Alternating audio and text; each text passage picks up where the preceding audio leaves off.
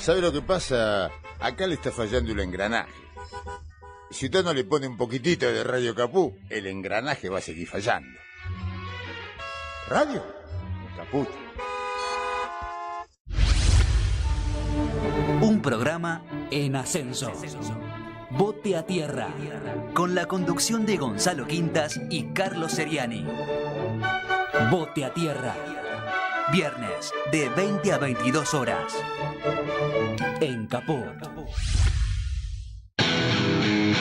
En Caput pasan cosas. Yo no quiero llamar periodistas a los sirvientes. No quiero llamar periodistas a los que cobran para destruirnos.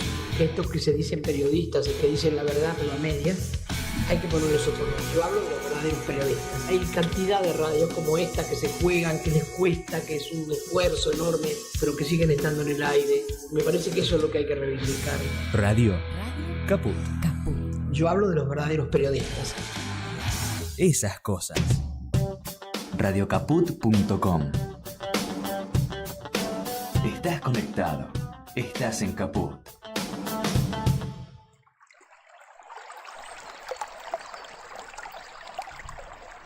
Buen día, ecotónicos. De los jueves a las 4 de la tarde en Radio Caput. Los compañeros Rubén de León, Adrián Quinteros y yo, Pablo Fogo. Hoy nos citamos con un tema candente, Rubén. Sí, el tema que nos convocó es poesía versus manipulación de la realidad o manipulación de las versiones, digamos, con la que se constituye la realidad. El asunto que nos planteamos es que las dos partes manejan lo mismo, digamos, manejan la comunicación, manejan la materia, es la misma, es decir, es la palabra, es la imagen, es la concepción, termina siendo la concepción del mundo, es decir, es un trabajo sobre la percepción. Y trataremos de dilucidar cuáles son los mecanismos de una y cuáles son los mecanismos de la otra. Es decir, qué es lo que las diferencia, por qué nosotros lo planteamos como un enfrentamiento a esta cuestión, que tiene que ver con el campo de la percepción, evidentemente. El tema de la manipulación viene de cómo se manejan las noticias, digamos, ante una semana infausta, por decirlo de alguna manera, que tiene que ver con la presencia de la muerte, cosa no muy aceptada, no y muy graciosa para esta sociedad que está acostumbrada a diluirla, a hablar de otra cosa, a transformarla en otra cosa. De pronto empieza con la desaparición y muerte de esta pequeña que desgraciadamente y aparece toda la aparatología de la trata de blancas y todo tipo de cuestiones, pero quiero señalar el tema de la reacción feminista y la manifestación de las mujeres en el centro de la ciudad, y cómo eso siempre es remarcado como un hecho político, digamos, ¿no es así? Termina convirtiéndose en un hecho político y luego a los 2 días aparece la muerte del indio y que tapa una cosa a la otra, como ese viejo dicho de que una mano lava la otra y las dos lavan la cara. Aquí sería una mano tapa la otra y las dos tapan la cara. Entonces, también, a la vuelta de todo, y después de 1 millón de personas pidiendo a un ídolo popular fenomenal, a un poeta cantor, que tiene la impronta de la vieja poesía, la poesía arcaica, que era cantada, digamos, y que es cantada por todos, y es cantada por miles, por millones, y es cantada por toda la sociedad de alguna manera, la oposición lo convierte en un hecho político. Y entonces aparece ese tema viejo de que todo es político en realidad. Cualquier cosa que sea va a ser interpretada como un movimiento en pos de consolidar o cambiar la sociedad, es decir, políticamente. Entonces de pronto uno empieza a reflexionar acerca de cómo funcionan estas dos máquinas, la máquina de la manipulación de las noticias, los medios, etcétera, y cómo funciona la otra, esa máquina casi celestial que es la poesía, digamos, que es otro mecanismo, digo, por decirlo así. Y entonces vemos, por ejemplo, cómo vienen, como decíamos con Pablo hoy, como ciertas cosas que son tomadas de una manera absolutamente dramática, son reveladoras en un punto. Por ejemplo, la fake news, que aparece como si todo el mundo se espanta ante eso, pero a mí lo que me revela la fake news es que todo está elaborado de esa manera y que es como si uno hubiera visto al rey desnudo en realidad. El mecanismo, puede ver el mecanismo de que se transgiversa no solo el modo como se ven las cosas, sino directamente se transgiversan los hechos, que pueden no haber existido siquiera, pueden ser constituidos como un hecho dramático en sí, lo cual da también una especie de versión de teatro de la realidad. Pero el teatro es ficción y la realidad no es ficción. La realidad es real, por decirlo de alguna manera. Entonces, en ese mecanismo de ficción, sí, donde todo es posible, entonces uno empieza a pensar, si todo es posible, uno empieza a pensar cómo está organizado esta posibilidad del todo es posible. Y de pronto empieza a ver de que empieza a pasar por noticieros o por distintos, y ve que en cada noticiero la misma noticia es tratada de un modo absolutamente diferente. Y entonces, es decir, los videntes se convierten en, los que están viendo eso se convierten en consumidores de esa versión, como si el mismo hecho se viera con colores de cristales distintos, por decirlo de alguna manera. Ese viejo poema de Raúl González Tuñón, beta 20 centavos en la ranura y vea la vida de color de rosa. Es decir, que estaba dicho para la época que la vida era se podía ver como color de rosa. Pero hoy la vida se ve de un castaño oscuro, digamos, ¿no? Entonces, de pronto, esa situación, planteada en estos términos, digamos, lo más amplio posible, está cotejada, está enfrentada con la poesía. Total. ¿Y por qué está enfrentada? Porque la poesía tiene una relación distinta, no es un arte de masas la poesía, en primer lugar, aunque puede llegar a ser, como en el caso del indio, cantada por todos. Pero los pibes terminan diciendo, ¿cómo es que todo el mundo se pregunta, cómo es que esas frases tan complejas fueron tomadas así, de esa manera? Y el indio dice en una de las entrevistas que le hicieron, dice que la gente tomó como consigna como la quintesencia de lo que él quería decir, que para él era el primer sorprendido, porque era como que encontraban el sentido interno de lo que es. Este es el valor de la poesía, que hay algo que no está evidentemente a la vista, destapado, pero que si ahondado, o sea, trabajado internamente, puede llegar a uno a concluir, a coincidir con la imagen, con el propósito del poeta en el texto, digamos, la canción. Sí. Bueno, aquí, eso por un lado. Y por el otro lado, es que la poesía, a pesar de ser cantada por millones, es como si cada quien la escuchara por primera vez. Así la repita 1000 veces. Hasta que en algún momento eso resuena dentro de la persona y lo hace propio. Si como nosotros podemos guardar, por ejemplo, frases de poetas durante años, sí que quedan resonando en la cabeza, en el corazón de uno, ¿no?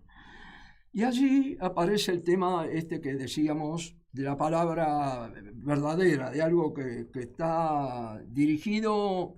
No quiero meterme con el tema del espíritu, el ser y nada por el estilo, porque no quiero entrar ahí. Pero me refiero que hay algo, hay una especie de revelación en el poeta. El poeta, hay algo que descubre cuando lo está haciendo, cuando lo dice, cuando lo pule, etcétera, que toca al conjunto, digamos, que es como la voz de todos, como decía Mallarmé, la voz de la tribu. Sí. Entonces, no es casual que en el indio todo el tema de la tribu es fundamental, ¿no? Digo, el tema es de Mallarmé este tema, los simbolistas franceses. Bueno, un poco este es el tema que queremos plantear hoy, ¿no? En estos términos. Bueno, a mí me lleva un pequeñito porque vos sos poeta, o sea, ¿cómo afecta esta visión? A mí me queda clarísima porque en mi vida apareció en distintos momentos esta idea de que un poco es lo que termina en la Matrix, este mundo binario, medio ilusionado en que van a pasar cosas buenas que nadie sabe quién las va a hacer, porque salvo que baje Dios, todo esto es inarreglable. ¿Sí? Lo único que interesa es el poder. Es como, está todo medio confundido. Pero a ver, ¿qué reflexionabas vos? Me quedan picando dos cosas, ¿no? Por un lado, de lo que decís, cómo, por un lado es la poesía, ¿no? Y por otro lado, la manipulación de la realidad. Es decir, por un lado es el poeta como arquetipo, ¿no? De este sujeto con la percepción abierta y operante, y por otro lado esta maquinaria de captura de la realidad, de manipulación, y la maquinaria de la propaganda, ¿no? Eso por un lado. Y por otro lado, en el caso de los redondos, de la figura del indio, cómo en esa figura, digamos, se condensaron un montón también de arquetipos. La palabra indio, ¿no? La figura del indio, la tribu, la palabra que se hace eco. Pero digo, y vos decías, cómo el público se hizo sangre de esas metáforas crípticas, de esos constructos complejos, y capas de las más bajas a las más altas, ¿no? Digo, también, digamos, en la hechura de esa poesía también estaba la música, estaba acompañada de un canto, de una intensidad tímbrica, digo, en la hechura del poema también hay otras capas, ¿no? Que tienen que ver con cómo decir el poema, cómo decirlo, y los compañeros, ¿no? Esta tribu que, digo, la poesía también se hace en conjunto, ¿no? Como uno llega hasta un lado y después el otro lo completa y eso saca una fuerza. A mí la diferencia me parece que aparece en la primera parte de lo que planteas. Es decir, la comunicación, el periodismo, etcétera, es decir, la comunicación dirigida de alguna manera, por decirlo de alguna manera, se plantea la conquista de la realidad, del mismo modo que el ser humano se plantea la conquista de la naturaleza, por ejemplo. Y para la realidad, y para la naturaleza, y para la verdad, y para Dios, y para el no sé, y para la poesía, lo que se plantea es el misterio, el desconocimiento. Claro, de la totalmente. Entonces, cuando vos hablabas... un segundito. Entonces, cuando uno cree aprenderlo y manejarla y consolidarla y hacerla, como diría, dar como es una versión pseudocientífica de la realidad, la poesía lo que está planteando es que hay un abismo ahí. Que lo que hay, es decir, la única manera es irse aproximando, entregándose, yendo hacia ahí, como si alguien que va hacia lo desconocido, no hacia lo que cree saber, no va a verificar nada, va a descubrir. Claro, a mí me parece que allí está la llave, ¿no? Bueno, pero en refuerzo de eso, cuando vos describías lo del indio, a mí empezaba a pensar en Hölderlin, que era el que Miguel tomaba como ejemplo, y fíjate que es una como corriente de pensamiento. Hay poetas que han creado desde su obra vestigios de una manera de pensar que después la van tomando. Sí, arman una corriente. Y la poesía es la unión de todo eso. Miguel hablaba de eso, de la espiritualidad, sin estar hablando de la espiritualidad, pero eso tiene que ver con que Hölderlin estaba en el loquero, o sea, ¿no? Bueno, ese es otro tema para ahondar luego en otro programa. Me voy a detener en Hölderlin. Bien. Sí, casualmente. Bien. Si cuando Hölderlin escribe La muerte de Empédocles, escribe 3 versiones. Nunca está nunca está de acuerdo con lo que hace. Es decir, como si se le quedara algo, lo hace de nuevo, pero uno agarra las versiones y se da cuenta que son totalmente distintas. Hoy, por ejemplo, él va a ver a Hegel. Claro. Y le plantea la necesidad de que lo oriente y le diga, y Hegel le dice que vaya a Grecia, que se dedique a estudiar Grecia. Y entonces, ¿qué es lo que hace? Agarra, por ejemplo, y traduce Edipo, que se llama Edipo el tirano, de Hölderlin, y Antígona. Mire lo que traduce, o sea, traduce Sófocles, ¿no? Entonces, de pronto, también, por ejemplo, en el Edipo, toda la disquisición que hace continuamente sobre la traducción del griego, porque aprendió griego para poderlo hacer, y luego lo hace. Una tarea descomunal, fenomenal. Además, amén de que él era un poeta subyugado por la naturaleza, o sea, de pronto, este es otro punto. Pero digo, cuando él entra en el Edipo, él tiene un cuaderno al costado del Edipo, que no está en el Edipo, que es la manera de cómo quebraban en la puntuación los griegos el verso. Entonces, allí hay todo el tiempo, lo que está descubriendo es cómo se respira lo que se dice. Bueno, acá conectamos otra vez con el canto. Acá conectamos básicamente qué significa cantar. Hoy justo, Rubén, leí un epígrafe de un poema de Jorge Tellier, del poeta chileno, que dice, poesía es respirar en paz para que los demás puedan respirar. Lo toma de un poeta que se llama René Guy Cadou. Esto de la respiración, de esta tentativa de, a través del constructo musical, a través de los versos, restablecer como una respiración, metabolizar el mundo, el ruido del mundo, y organizar una construcción lírica, épica, lo que sea, pero ¿no? Ahí está la música, en restablecer la respiración. Cuando cantamos, respiramos juntos. Respiramos juntos, claro. Claro, cuando el coro, respiran todos al mismo tiempo, porque la frase tiene la medida de la respiración. Claro. Entonces, de pronto, allí también hay un hecho que tiene que ver con el cuerpo, que unifica en los sentidos la cuestión, no solamente en el entendimiento, porque no es solamente entender qué dice la letra, sino vivirla, o sea, respirarla. Si cuando uno empieza, es más, todo el arte de masa, de movilizar masas, tiene que ver con eso, tiene que ver con que la muchedumbre respire junta al líder y el líder lo conduzca en su respiración, ¿no? Claro. Entonces aquí aparece el cuerpo. Sí. Esto es interesantísimo. Ahora, por un lado, volvemos a esta antinomia, ¿no? Sí. Poeta, manipulación de la realidad, o poeta y manipulador de la realidad. Sí. Digamos, el líder de masas, ¿no? Ese que conduce a las masas a través de su respiración. Digamos, como que busca, busca la manipulación, digamos, de ese sujeto, de alguna manera.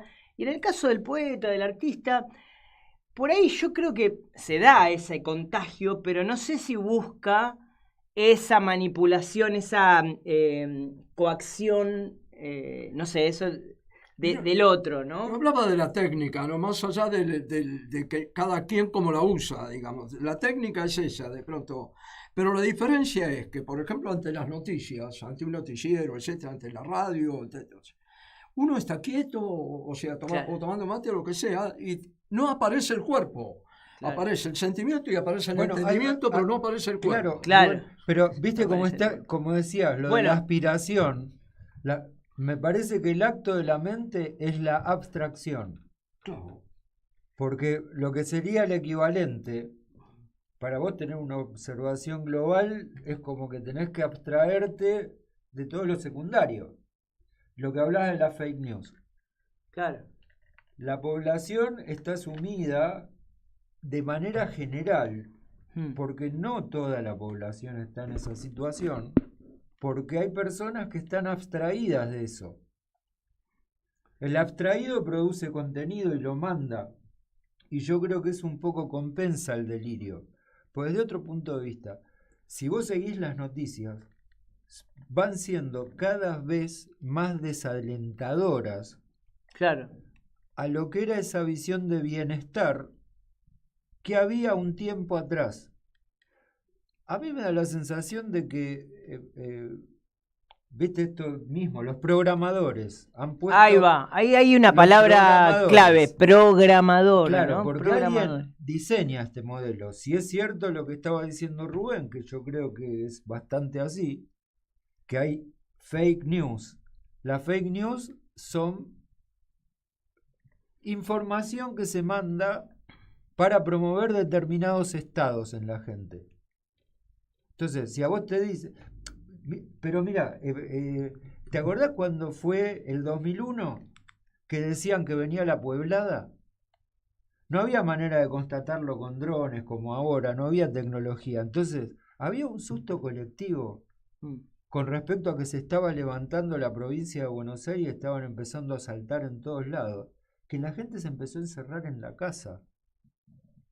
La pandemia fue un encerramiento masivo. Claro. Universal, simultáneo, en todos lados. Sí. Y tuvieron que parar, por alguna razón, porque se dieron cuenta de que ese camino iba a destrozar todo. ¿Y qué provocó? La cristalización del cuerpo. Exactamente. O sea, el tema...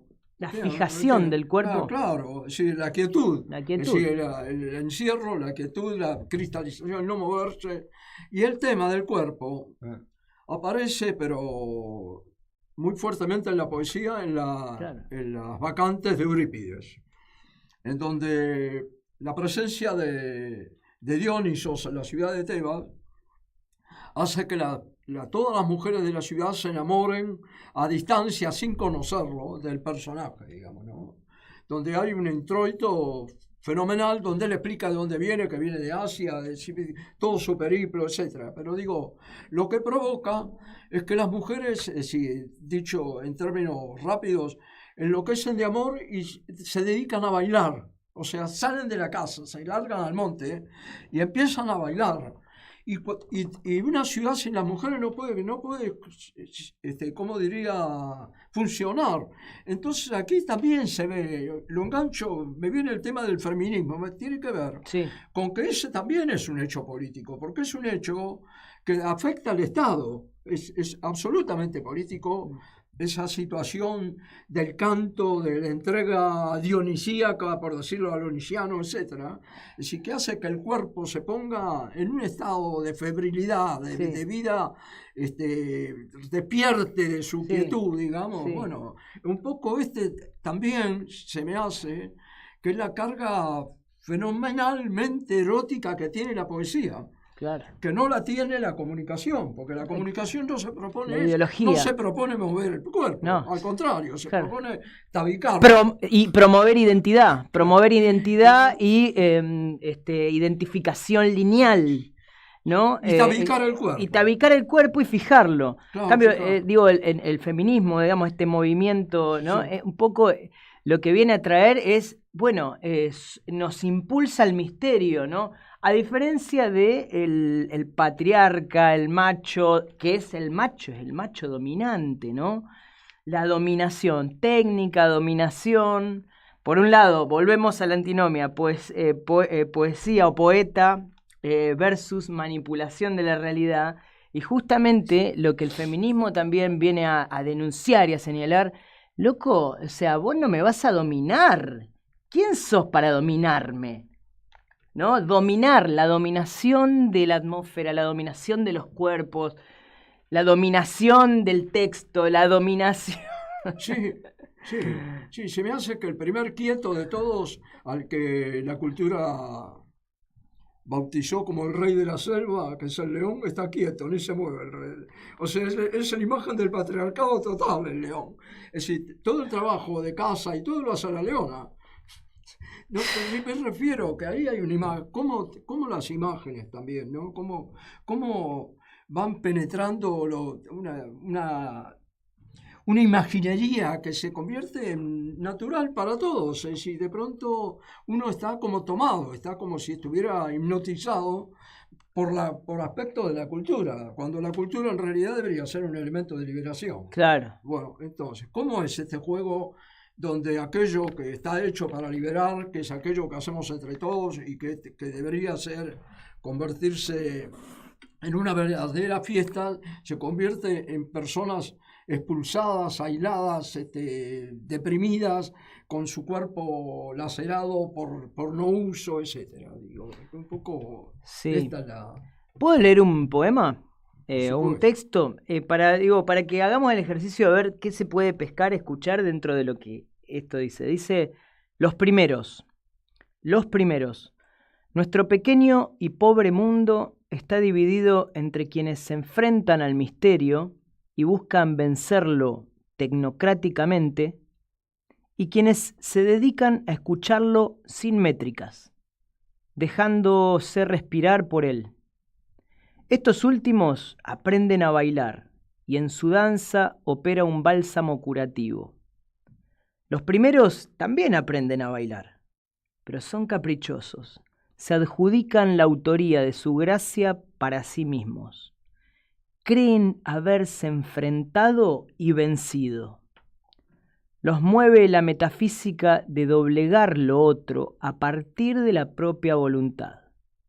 Por ello, cultivan el germen de las premeditaciones, viven en los hangares de la medición, el cálculo y la destreza. Atrapados en un circo especular, sucumben ante la primer tentación que impone el misterio, la certidumbre. Creen que saben e ignoran que no es su escuela lo que hoy ilumina su rostro, sino el naufragio.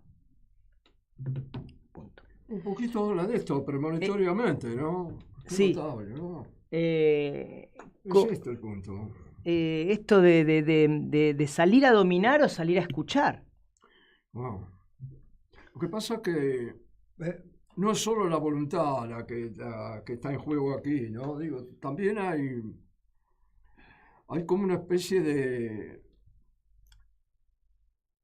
como diría, de herencia auditiva, etcétera. Porque cuando vos decís que Miguel conecta con Hölderlin, es decir, Hölderlin conectó con otros, hay una secuencia en todo esto que uno va degustando, ¿no? O sea, de pronto, a mí el que se me ocurre el más Hölderlin de todos los que yo conozco es Juan Elio Ortiz, ¿no? Es decir, donde dice, hay en un poema donde empieza a hablar de un río y de pronto empieza a decir, yo soy el río también, hay un río en mí, hay un río, tío, totalmente tomado por todo lo que lo rodea, por la naturaleza, y además, por ejemplo, estamos hablando de personas, en el caso de Holden, en el caso de Juanel, etcétera, y de otros, de una cultura fenomenal. O sea, que no es que era gente que estaba abstraída o no sabía detectarse, por decirlo de alguna manera.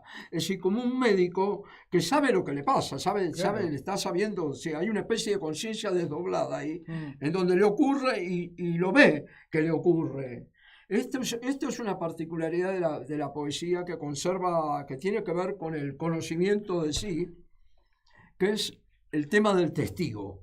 Es decir, ante el misterio, es decir, el poeta es un testigo, es alguien que está y no está al mismo tiempo, como si estuviera, como diría, corrido, habría una parte de su conciencia que está observando lo que ocurre, digamos. Por eso es que lo puede transmitir.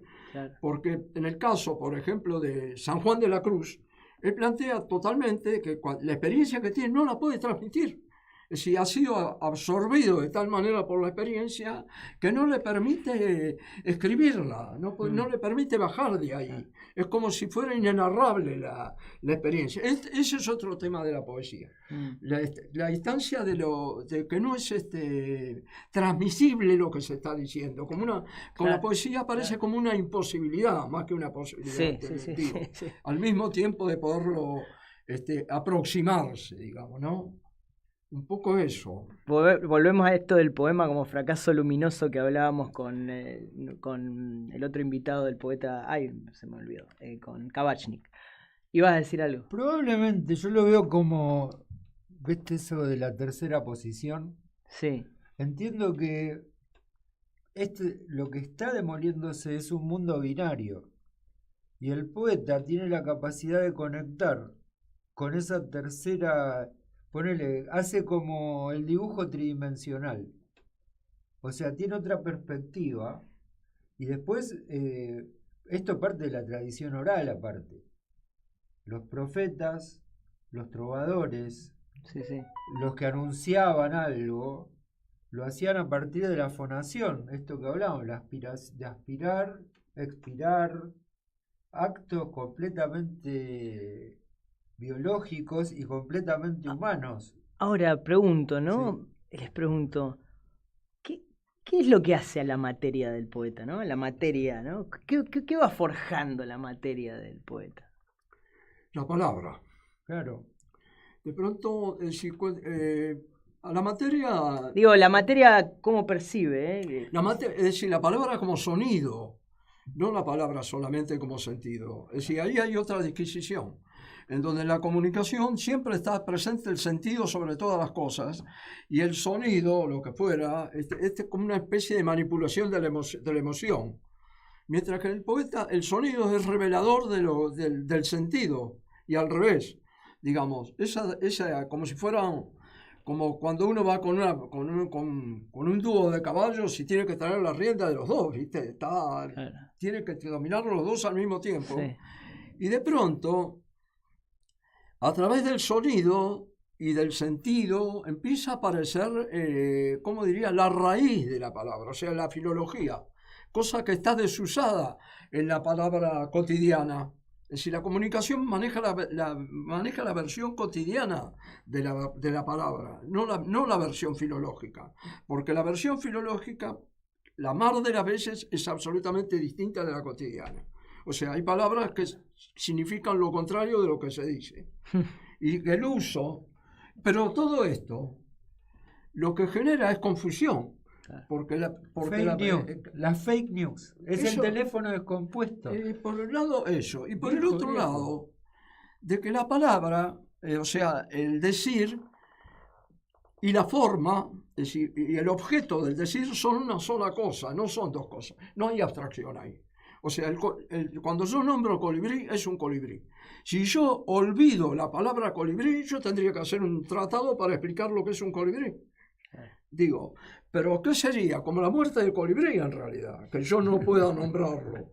Entonces, digo, esa herencia que trae la poesía del nombrar, del poder, del nombrador, como dicen en el norte, como dicen en el altiplano, el nombrador, el que nombra, el que puede atraerlos, puede llamarlos a los seres, a las piedras, al mar, ¿no? Pues los llama desde su invocación. Si él no tiene esa capacidad, todo eso desaparece para él, es un mundo que desaparece. Claro. Y hoy por hoy, cada vez se utilizan menos palabras. Sí. Y entonces la comunicación que maneja las palabras que se utilizan y ninguna otra, es decir, hace de eso, se amasa una versión de la realidad. Cuando en realidad, para decirlo de verdad, es decir, en todo ese sonido perdido estaría el conjunto de la realidad, el conjunto mítico, aquel que entendíamos todo de que estábamos hablando. Pero un poco la idea del bardo va en esa dirección, que representa el sonido del colectivo. En palabras, con sonidos, porque principalmente es vibración, es transmitir.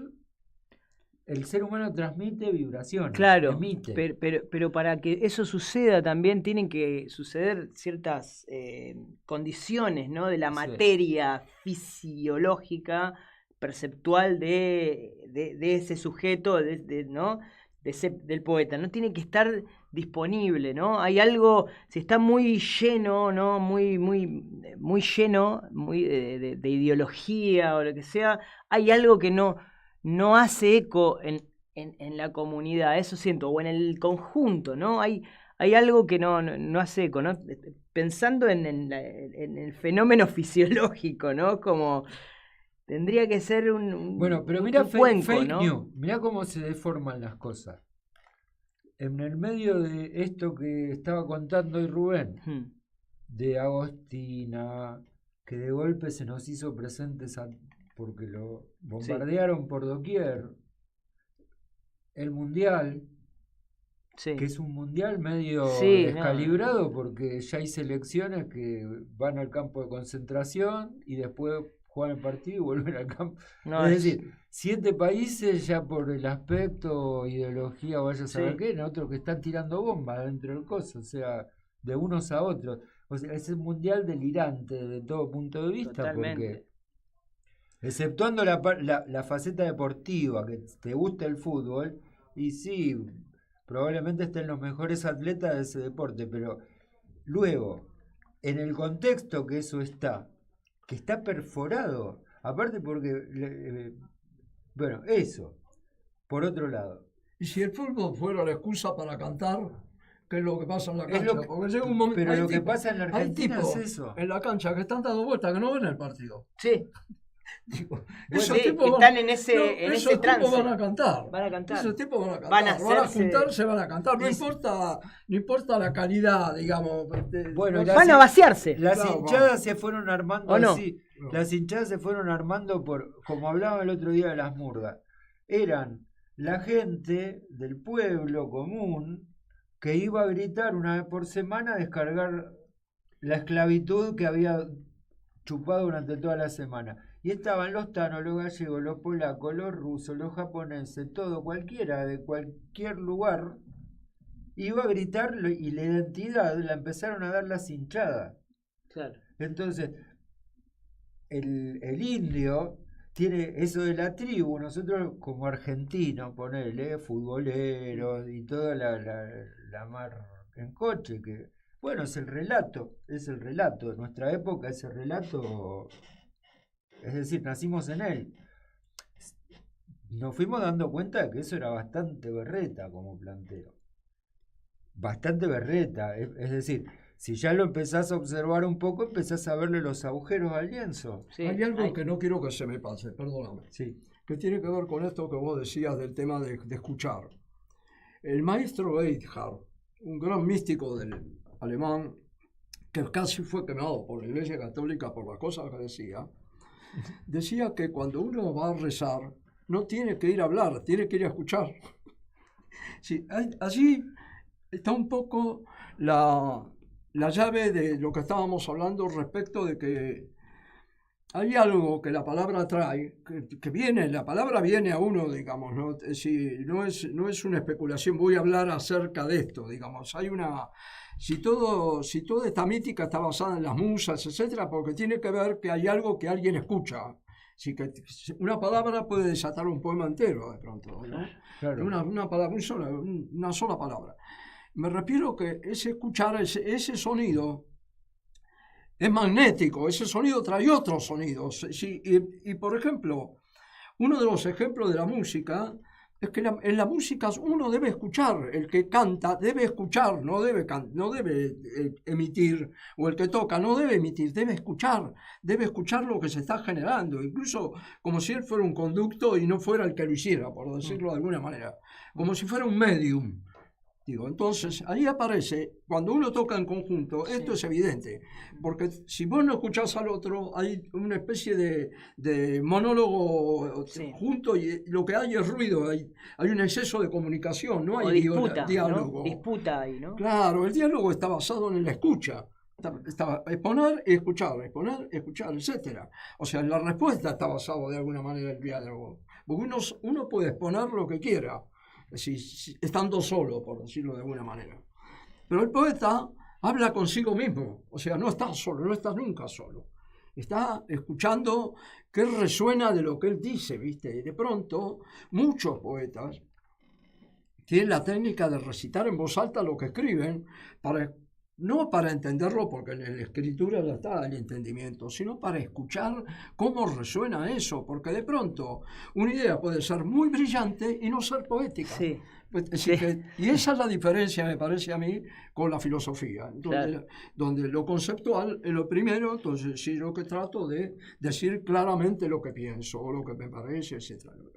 En la poesía aparece una especie de, vuelvo al punto, aparece como una especie de doble, en donde uno, es más, en la poesía hay algo que no está en la filosofía o está en otras artes, y es que este doble puede ser un enemigo del discurso. En donde aparece entonces, si estoy pensando en Baudelaire, ¿no? Donde de pronto aparece esa idea extraordinaria del paraíso del mal. Digo, ¿a quién se le ocurre? Digo, porque toda la estructura está contada, como el tema de la bondad, etcétera, ¿no? Y otra, por supuesto, que viene de Lautréamont. Lautréamont dice una cosa que es de una ferocidad, pero maravillosa, además lo dice a los 19 años, dice, el mal se revela contra el bien. Es lo mínimo que puedo hacer. Digo, ¿cómo pone sobre la mesa toda la historia de la filosofía? Que es la historia de la pelea del mal y el bien, es decir, qué es lo correcto, qué es lo incorrecto, qué es lo legal, qué es lo ilegal, etc. Entonces, de pronto, un pibe de 19 años que no tiene conciencia social, por decirlo de alguna manera muy amplificada, y que se le ocurre que puede decir cualquier cosa, esa libertad de expresión también, agarra y tira esta historia, ¿viste?, sobre la mesa. Entonces allí empieza... Él se me hace igual que Shakespeare, igual que otros muy grandes poetas dramáticos, por decirlo de alguna manera, empieza a escribir el diálogo entre oposiciones, entre posiciones opuestas que se conjugan y que una llena, como diría, el vacío de la otra, y entonces va configurando como si estuviera creando un mundo nuevo. Digo, con la materia de todo, que son las palabras que hablamos. Si las palabras que hablamos son materia de todo. Y además las palabras no tienen calidad en sí, digamos, pensadas en estos términos, no tienen calidad moral, por decirlo de alguna manera. Y valen por sonido, valen por proximidad, valen por magnetismo, valen por cómo se conectan entre sí. Entonces aparece ahí una especie de brillo propio de eso, en donde este personaje, como Stevenson, es el Jekyll and Hyde al mismo tiempo, es él mismo, él es las dos cosas al mismo tiempo. Esta capacidad es fenomenal, porque primero, que muestra al ser humano como un ser mixto, es decir, que está compuesto de elementos distintos, es decir, lo dice hasta el Buda, que es un ser mixto, digo, no hay nada que explicar de esto, y de pronto, pero ponerlo sobre la mesa, o sea, verse así, no verse verse como totalidad, sin elegir una parte sobre la otra. Si no pienses en eso, dice el Buda, ¿viste? No estés desquiciando, no estés sacándolo uno del otro, ¿viste? No, velo como es, sin tomar partido por eso. Es muy del poeta esa situación. De aceptar el conjunto. De aceptar eso que no comprende, porque es incomprensible de alguna manera.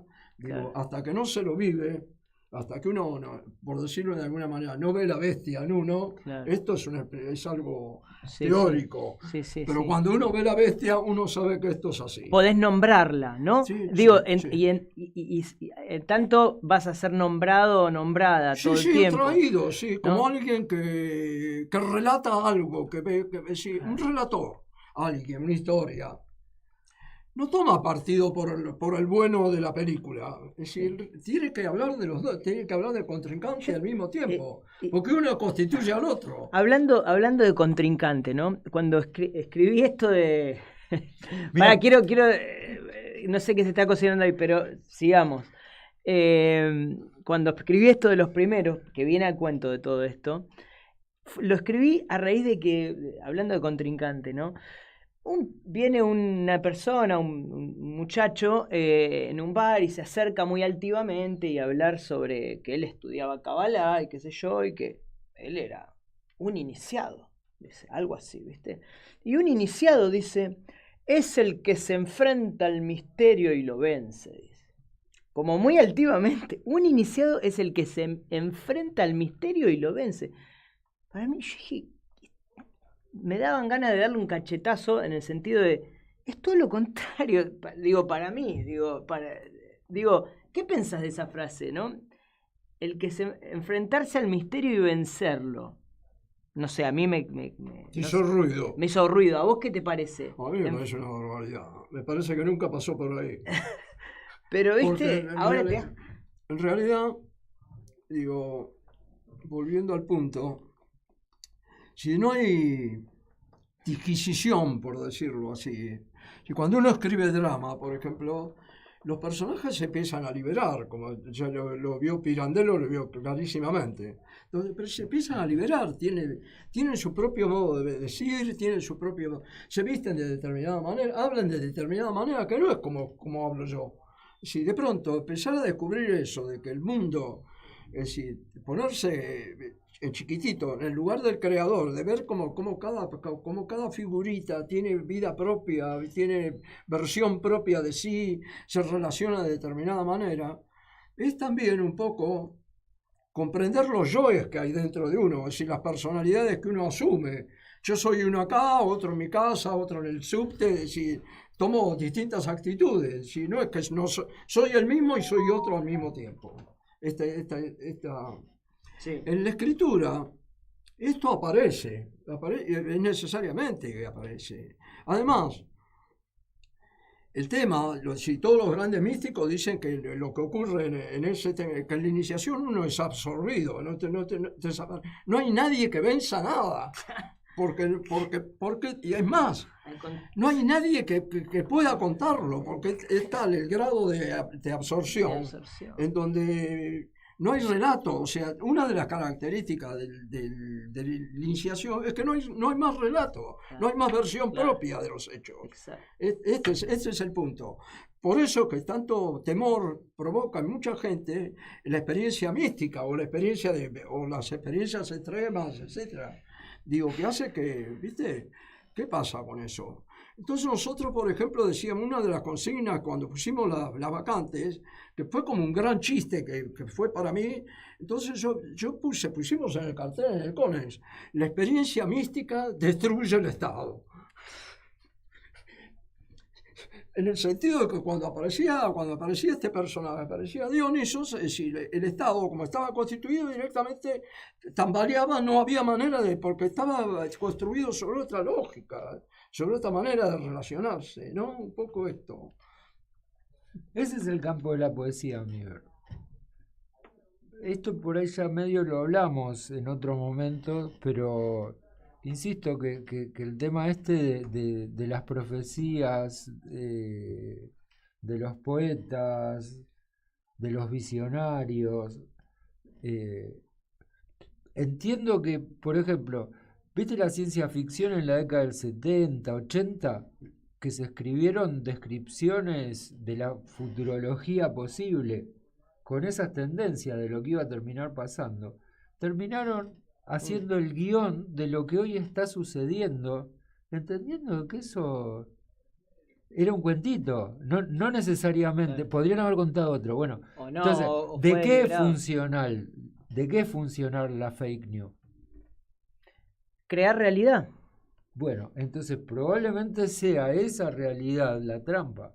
Entonces, ¿qué realidad podríamos crear, ¿no? A partir de todos estos artilugios, de todo este conocimiento o del manejo de aprender a nombrar, ¿no? Que es un oficio aprender a nombrar, claro. Y el desafío de crear una realidad posible, ¿no? Posible de ser habitada por las próximas generaciones. ¿De qué? ¿Las próximas generaciones de qué? De seres humanos, de seres personas, humanos. Entonces, de personas, de seres humanos. Para mí los poetas conectan con esa parte de la conciencia humana que evidentemente, aparte de lo negativo y toda esa historia que es parte de la fake news también, porque evidentemente la manera de dominar es tener el miedo, la preocupación. Sí, aquietar el cuerpo social, aquietarlo, fijarlo. La idea de la desaparición mortal, ¿viste? Como los fantasmas.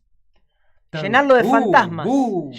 Claro, aquietar el cuerpo social y llenarlo de fantasmas. Aturdirlos y que paniqueen y a través del pánico, bueno, inmovilizarlos. Yo creo que todos venimos de ahí. Querramos o no querramos, venimos de eso. Entonces, bueno, de alguna manera creo que la tarea del poeta, como arquetipo si se quiere, es un poco rasgar la tela, perforar esos fantasmas, ¿no? Y poder abrir y tocar lo real, ¿no? Dejarse tocar, poner el cuerpo, porque vos hablas de la mística, ¿no? Del místico o el misticismo no tiene que ver con eso, con el cuerpo, con Absolutamente. A mí me parece que hay una negación del cuerpo todo el tiempo. Hay una negación de Eros. Hay una negación de la energía, hasta diría sexual. Claro, Sí, sí, digo, sí. Cuando Freud habla de la energía depositada en el sacro, está descubriendo una cosa antiquísima, está descubriéndolo para todos.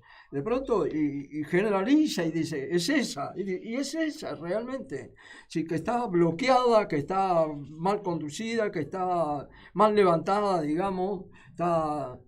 Pero también, si para mí se me hace, volviendo a los bellos locos como Hölderlin, el tema de que el humano es naturaleza, no es parte de la naturaleza, no está fuera de la naturaleza, es naturaleza. Es decir, está sometido a las leyes de la naturaleza, está sometido. Él, en su ilusión porque libertaria, forma parte, simplemente porque forma parte. Sometido en el sentido de que, por ejemplo, que un día cae un meteorito y termina con los dinosaurios.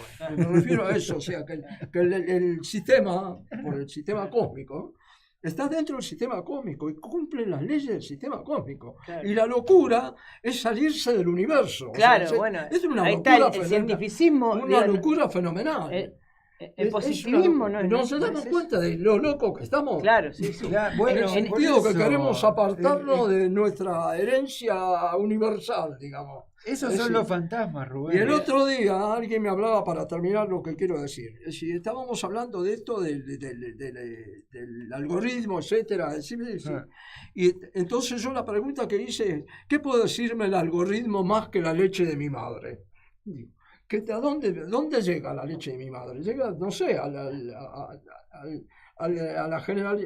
lo que se generó, digamos. Y el algoritmo no va a llegar, nunca va a llegar allí, no va a poder llegar allí.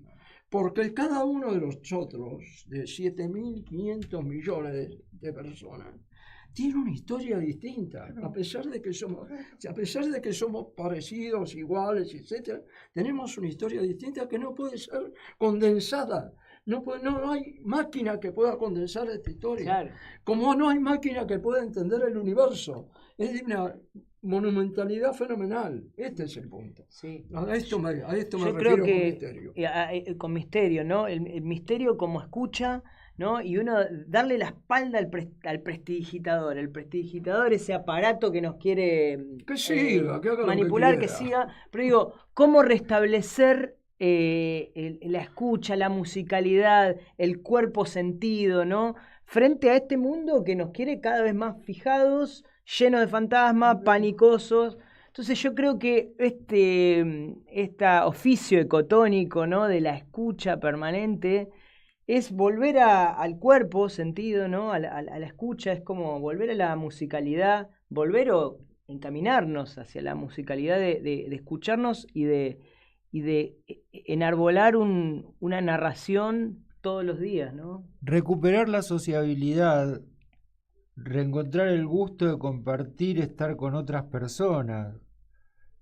Es áspero al principio, pero entiendo que es el único camino posible. Es como si vos dijeras, si acá pasa una hormiguita caminando, vos dirías, uy, se perdió. Porque una hormiga sola... Sí. El ser humano dentro de esa parte material tiene eso. Primero recuperar la amistad con uno mismo. Exactamente. Digo, porque si no, es imposible. Y eso significa escuchar la parte de uno que uno no quiere escuchar de uno. Hay una parte que está hablando que uno no quiere escuchar porque está modelado moralmente, etcétera, culturalmente, etcétera. No quiere escucharla y le está hablando al oído todo el tiempo, lo está hablando y no lo escucha. Y el día que lo escuche y que lo tome como es, así cuando ama al próximo como a vos mismo. Como a vos. Esa frase está dicha mecánicamente, pero digo, allí está primero, del mismo modo, poder acercarse a otro significa reconocerse. No hay otra manera. No es que yo me acerco y esto me resuelve la solución. Me da la solución. No, porque para eso están las sectas, ¿viste? Que se juntan y se creen que están afuera de todo. Pero todo lo contrario la cuestión, ¿viste? Me parece. Sí, cultivar ese oficio de autoescucha y autorrevisión casi permanente. Atención. Atención. El cultivo de la atención. Nos estaremos abocando en estos días 7 que faltan para el próximo Cotónicos en prestar atención a ver nuestra percepción a dónde nos lleva. Y nos vamos con un poema. Vamos. Un poema de otro de esos locos, de esos locos bajitos de Buenos Aires. Miguel Abuelo. Muchacha de paso. Leve como una nota me regalaste un pájaro y posaste una mañana en mi saliva. Yo, a las tontas como el agua, heredero de vértices protegiendo mi piel, permití tu ida por mis manos vacías. Hasta el jueves. Muchas gracias. ¿Querés arrancar la mañana bien informado? ¡Rompelo! InfoSiberia, las noticias en tu celular. Manda un mensaje de WhatsApp al 1128679078 y recibilo gratis todas las mañanas. Vos sos la única que me haces feliz cuando nadie te dice la verdad. InfoSiberia, las noticias en tu celular. No seas como los demás. Manda un mensaje de WhatsApp y recibilo gratis todas las mañanas. Un programa que apoya permanentemente al teatro independiente y al arte en sus distintas ramas. Poco ruido y muchas nueces. Patricia Rosas entre